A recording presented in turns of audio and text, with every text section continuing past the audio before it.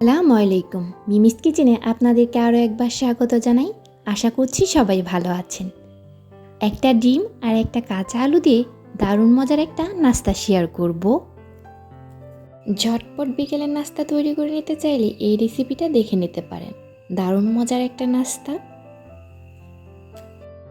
ছোট বড় সবারই খুব ভালো লাগবে আর খুব অল্প সময়ের মধ্যেই নাস্তাটা বানিয়ে নেওয়া যায়। তাহলে চলুন কথা না বাড়িয়ে রেসিপিটা দেখে নেই।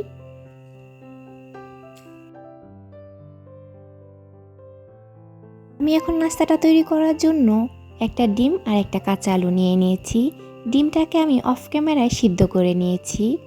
এখন ডিমটাকে আমি 4টা খণ্ড করে কেটে নিচ্ছি।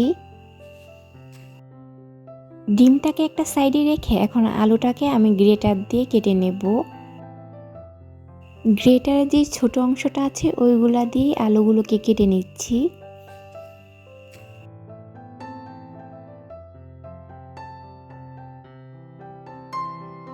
আলুগুলো কাটা হয়ে গেলে এখন আমি এর মধ্যে দিয়ে দিচ্ছি ঠান্ডা পানি। আর এই পানি দিয়েই আমি ভালো করে 2-3 বার আলুগুলোকে ধুয়ে নেব।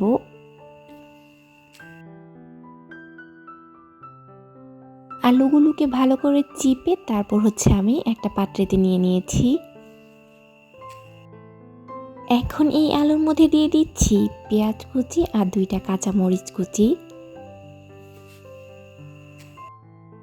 1/4 কাপের মতো দিয়ে দিচ্ছি ময়দা। দিয়ে দিচ্ছি 1 চা চামচ লবণ। জিরা গুঁড়া দিয়ে দিচ্ছি 2 চা চামচ। সাথে দিয়ে দিব ধনিয়ার গুঁড়া 1 চা চামচ।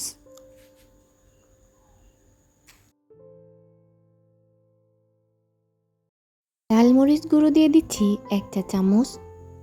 হলুদ গুঁড়ো দিয়ে দিব 1 চা চামচ।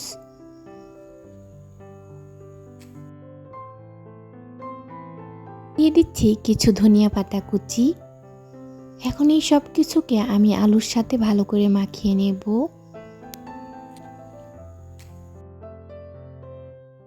একটু সময় নিয়ে সব কিছুকে ভালো করে মাখিয়ে একটা ডোয়ের মতো করে নিচ্ছি।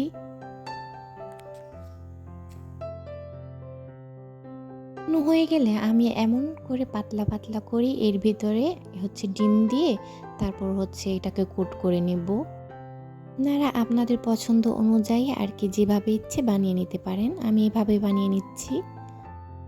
চুলায় একটা প্যানে আমি মিডিয়াম হাই হিটে তেল গরম হতে দিয়েছিলাম। এখন এর ভিতরে নাস্তাগুলোকে আমি দিয়ে দিচ্ছি। আর অবশ্যই চুলার আঁচটা মিডিয়াম হিটে রাখতে হবে, তা না হলে নাস্তাগুলো পুড়ে যাওয়ার সম্ভাবনা থাকবে। আর অল্প আঁচে আমি এটাকে ভেজে নিচ্ছি।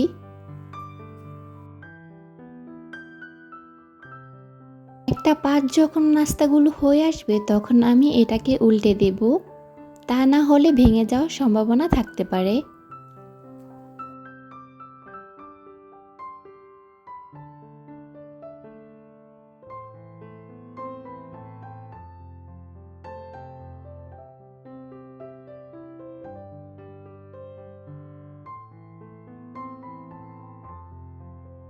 নাস্তাগুলোকে 6 মিনিটের জন্য ভেজে নিয়েছি। এর ভিতরেই আমার কিন্তু নাস্তাগুলো ভাজা হয়ে গেছে। এখন আমি নাস্তাগুলোকে তুলে নিচ্ছি।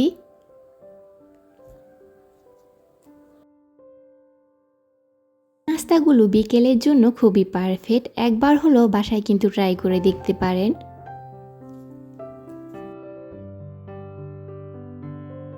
যদি আরও সহজ রেসিপি পেতে চান তাহলে অবশ্যই চ্যানেলটাকে সাবস্ক্রাইব করে পাশে থাকা বেল বাটনটি অন করে রাখতে পারেন।